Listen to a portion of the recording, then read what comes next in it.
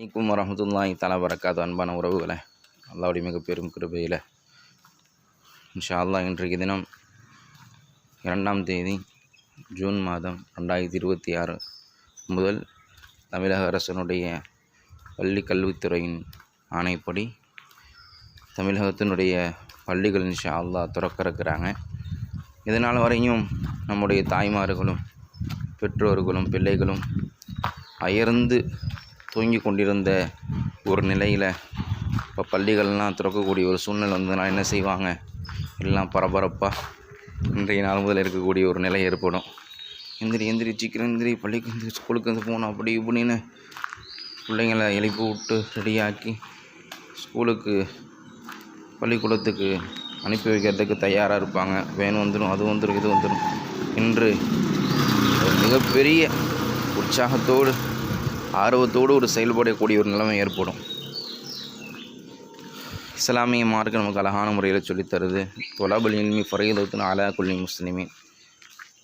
ஒவ்வொரு மக்களும் என்ன செய்யணும்? மார்க்கத்தினுடைய கல்வியை கற்றுக்கொள்வது, இல்மியானங்களை கற்றுக்கொள்வது, உலக ரீதியான கல்விகளை கற்றுக்கொள்வது கட்டாய கடமைன்னு பெருமானார் ஸல்லல்லாஹு அலைஹி வஸல்லம் சொன்னாங்க. அந்த அடிப்படையில் இல்மியானத்தை கல்வியை கற்றுக்கொள்வது ஒவ்வொரு மனிதருக்கும் அத்தியாவசியமான ஒன்று தான். அந்த அடிப்படையில் கல்வியானத்தை கற்றுக்கொள்ளணும். இம்மை மறுமையினுடைய எல்லா விஷயத்திற்கும் வெற்றியான எல்லா செயல்களிலும் ஈடுபடணும் இன்ஷா அல்லாஹ்.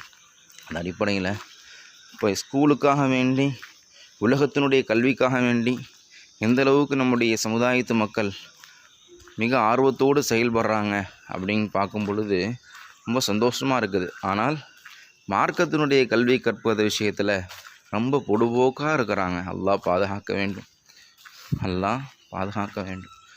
மார்க்கத்தினுடைய கல்வியான இல்லைன்னு சொன்னால் இந்த பிள்ளையினுடைய வாழ்க்கை மிக மோசமானதாக போயிடும்.